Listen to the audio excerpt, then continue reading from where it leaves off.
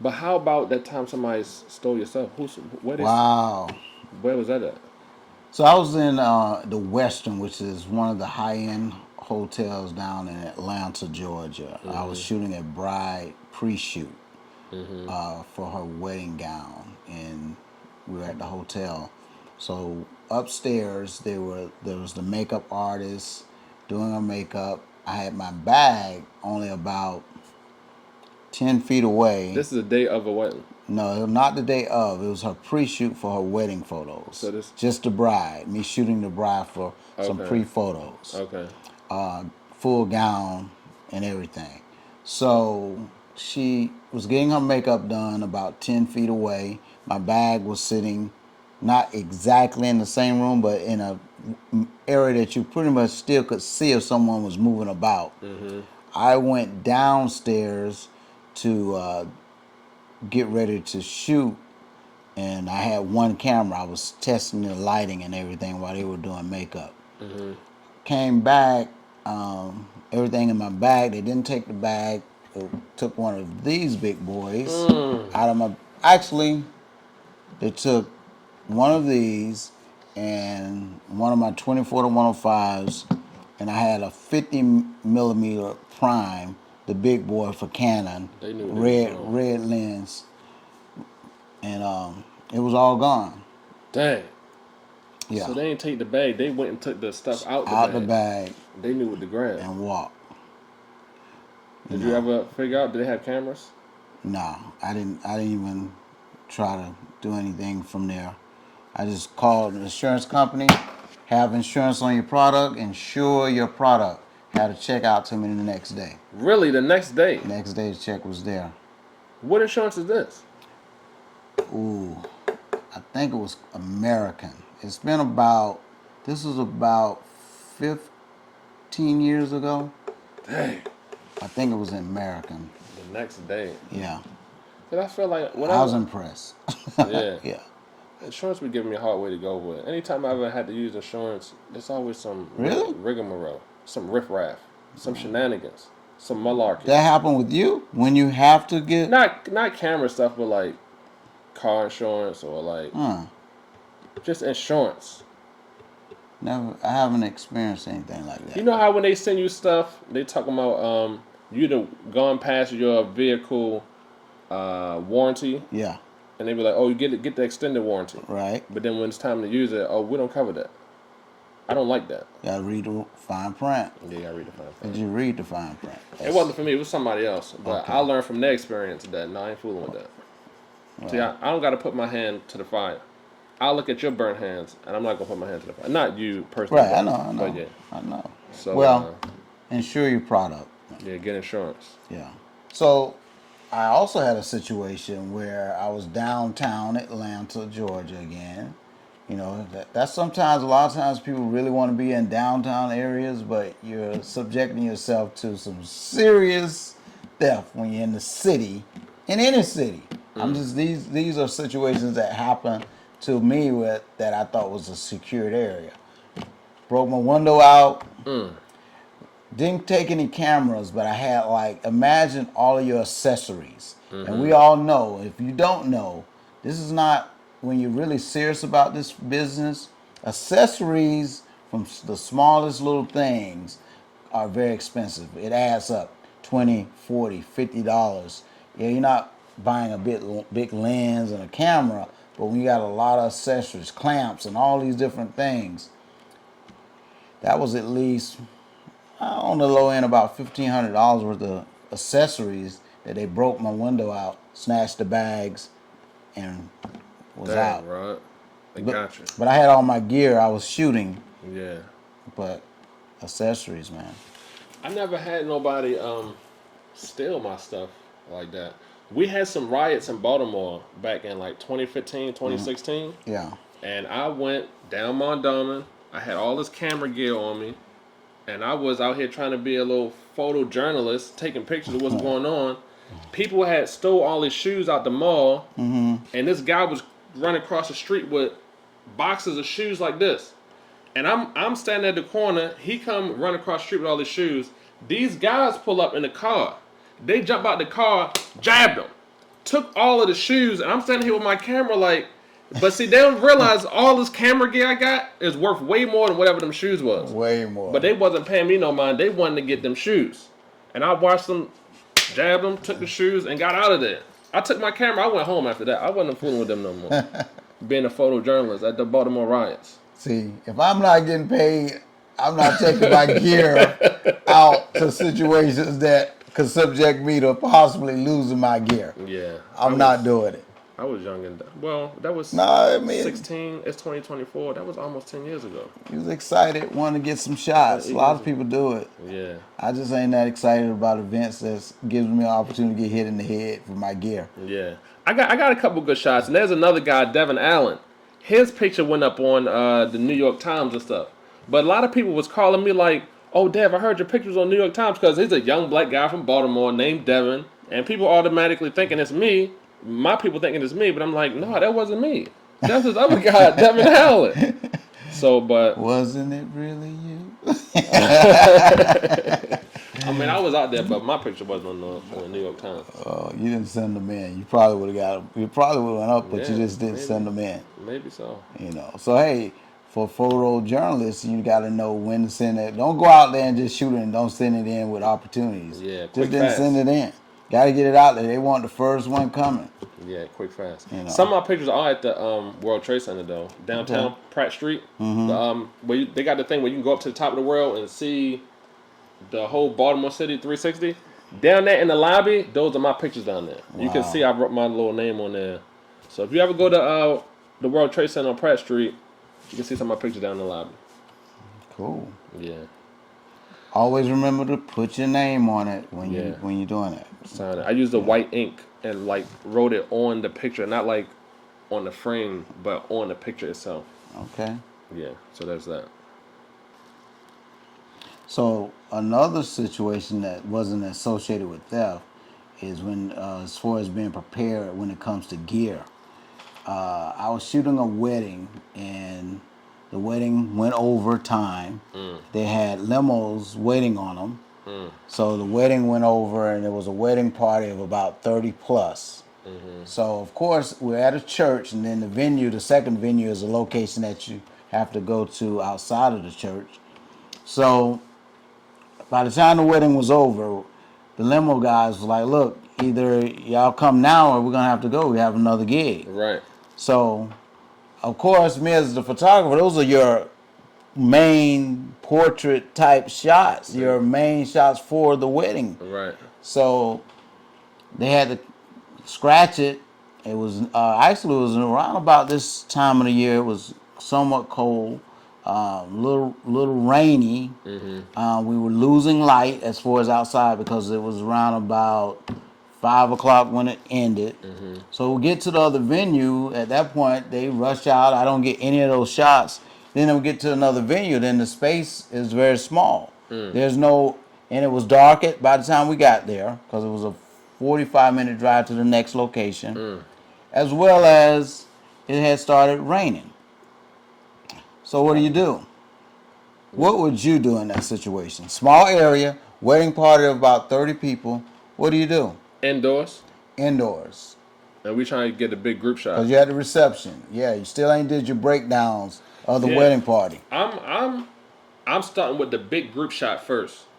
I got one light on this side shining on here, and I got one light on this side shining on here. And I'm telling the short people, you know who you are, you get in the front. Tall people, you know who you are, you get in the back. Everybody who's medium height, y'all can stand in the middle. And then I got them all lined up. I've got me a chair. I'm standing on top of the chair, and I can see everybody's face. Pow. So I'm getting a big group shot, and then I'm going to break it down. All the guys, all the girls, the bridesmaids with the groomsmen, blah, blah, blah, whatever. And then I break it all the way down until I got just the bride and groom. So let me ask you this. So it sounds like when you were shooting that, did you take in consideration of the decor, the behind you scenes to make that shot look good? Or there's an exit sign behind you, there's some... Yeah, I mean, I consider... You're basically in a storage room. And a space smaller than this, actually, it was about this size space. Yeah. Well, I mean... And you got a wedding party that big. Because what I like though, that I like that you said, I would cluster those individuals, and we'll show you guys a shot of that later. And you really focusing on more of a tight head body shot that then takes away from the decor, but it captures everybody that was part of that Right. wedding party. And then you do your breakdowns tight. Right. That's what I care about. So what I looked up and had, because the decor was so bad, I ended up having a backdrop similar to an all-white backdrop that I clamped up around to hide some of the decor, and I used that as well Yeah. to just make it cleaner. How much time did you have? I did it quick. I probably had about 20 to 30 minutes at the most to get it all done. Yeah, man. It's the pictures that's the most important thing, man. Hey. After But I was upset because they made the limo the important. I felt like they should have let the limos go and everybody grab a ride in somebody's car. 20 years from now, the only thing you're gonna have left is the pictures. Not that limo drive. That's all I was saying. Like, limo drive is not that important. Right, it's not. Let's get these photos. Let them go. Everybody ride with somebody back. And this is something even for, like, not just photographers, but for the bride and groom to learn about Proper planning. Because we've been through plenty weddings. This is Yes. your first and only wedding. Yes. So we know how the typical things that happen. I've seen so many situations that will just totally destroy the most important part of your wedding. And one of the biggest things to start from the beginning is the hair and makeup. Hair and makeup, but I think people don't put enough emphasis on how important the photography and the videographer are as far as capturing those memories. Right. That after everything is said and done, if you don't have those things, that to me is the most expensive thing that you should not slight yourself Yeah, about. you don't want to slight. Don't Get your cut cousin corners. and them to do it. No. Yeah, don't cut the corners. That cake is gonna be gone. Cake You can't gone. fit the dress no more. Them decorations gone. You done threw the flowers. Everything is gone. The only thing you got left is the pictures In the video. and the video. That's it. Don't cut corners on that. A lot of people do though. They Cut corners on the flowers. Cut corners on the cake. Cut corners on the food. I heard of people having food trucks at the wedding. Instead of paying $100 per person and feeding all these people, y'all can go to the food truck outside and pay for your own food. That's how I'm gonna do it. I'm not about to pay $100, $200 per person. You got 100 people at the wedding. $100 per 100. That's $10,000. Hey, see. You know what I can do with $10,000? See, that's the funny thing. A lot of people put so much emphasis on pleasing the guests as opposed to realizing this moment is more about you guys than what your presentation is for the guests. But if you have the money for it, knock yourself out. Do it, clean cut it the best way. Make sure everything is done, food, cake, everything. Yeah. Open bar, whatever you like. But if you're tight on a budget, Man. put the priorities into Inflation. We going into a recession. I'm not paying $10,000 for no guests. Y'all can get the food truck. Maybe I'll get a food truck a couple dollars so they can be guaranteed to have some money. But yeah, not me. I'm not sure the food truck. I don't really even know how that works. What You can maybe get I like never saw that before. 3 or 4 different food trucks, different types Just of have food. them outside. And Well, I tell guess them- it depends on what venue you have. Yeah. You know, everything is going to be based on your planning. Because I don't know, some venues not letting a food truck come out front. But I mean, sounds like a good idea though if you have a home wedding Yeah. Or in the backyard. I don't know, right? Even at like a church, you just pull up on the side. I have 4 food trucks lined up outside. You got Mexican food. You got some. At least they're getting a variety. You can't go wrong with that. Man, that's how I'm finna do it. I'm not paying $10,000 for somebody. I'm just gonna grab me a quick wedding overseas somewhere. Small group of people who can fly out and take a vacation with their wedding all in one time. Yeah, I heard that. That'd be nice too. Destination weddings. So how you travel with destination weddings? How you travel with all this gear? What you do about light stands? Do you rent light stands at the place, or you bringing them with you? Good Do you rent question. cameras at the place, or you bringing them with you? All right, for me, and especially for you, because you love to travel anyway. Yeah, that's what I do. They have a couple of things that you can actually get a pass. So if you're taking a lot of gear, you can get all your baggage is for photography Like the media journalist, pass. media photojournalist pass. Yeah, photo That pass. all your bags and everything is actually free. Oh. So you don't even have to pay for all that extra gear. So you can take your gear, but again, make sure it's secure, but you never load your cameras. All that is carry-on. Yeah, keep that on your person. Cameras are carry-on with a dedicated flash that if anything happened to those bags that are secondary, always secondary, then you got the main part of your gear. And you Yeah. still can't miss. Yeah. At least that's the way I think you should do it. But you travel a lot. How do you get your things around? So I got these little light stands that got like 4 sections, and I can break them down real small and put them in my backpack. I have 2 light stands on my backpack, and I bring that with my carry-on. Now my big light stands, I travel with those, so I got them in a golf bag. Okay. 'Cause I couldn't find any other kind of bag to put these big 9-foot light stands in, so I put them in a golf bag. I got a great bag for that stuff for flying. For real. I'll have to let you check it out and let you guys see it as well. So, in one of his great videos for showing you how to travel, how to prepare, you'll be able to get a plug for understanding. These are the types bags. So I'm sure Devin is going to put that together for you guys. Yeah, so y'all just keep sticking around. Stay tuned. Subscribe. Hit that bell notification. And we're going to be putting out more valuable content. Something that you can use today. Concrete, valuable content. And if it's something that we didn't talk about, send us a message. Yeah, Let leave us us- know what you want to hear about. What do you want to know about? We'll be happy to, put that on. For Ask you. questions. Put it in the comment section. What you want to hear about. What you want to know. What kind of stories you want to hear. What's your challenges? What challenges are you having with your photography? What kind of photography do you like to shoot? And what's the biggest challenge that you haven't thus far? You know what I found, and we're gonna cover this for you guys. How to get customers. You got to know what your lane is, but we're not gonna tell you today because it's up to you. That you need to tune back in and really get this story. Because I don't care what camera gear you got, how big your lens is, how expensive your camera is. If you can't get anybody to shoot, then you just out there having fun. So Dang, you you're right, not Rod. making any money. You can't even help get the next thing. But tell them what you know. Yeah, we're going to save that for the next episode. Yeah. Staying in your lane. Finding your lane and then stay in that lane. Stay in that lane. If you can't sell or don't know how to promote, then we're going to have to help you there.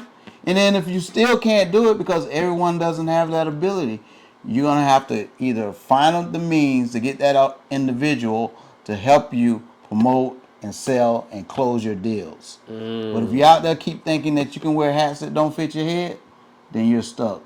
Dang, Rod. Yeah. I kind of want to get into it now, but no, we're going to save it for the next one. Y'all subscribe. I see you in the next video. Can't wait to tell you how to make that money. That's what you want to hear about. Yeah, that's what you want to hear about. All right, we see you on the next one. Peace. Peace. Keep doing it big. Yeah, Rod, that was a good. That was a good one.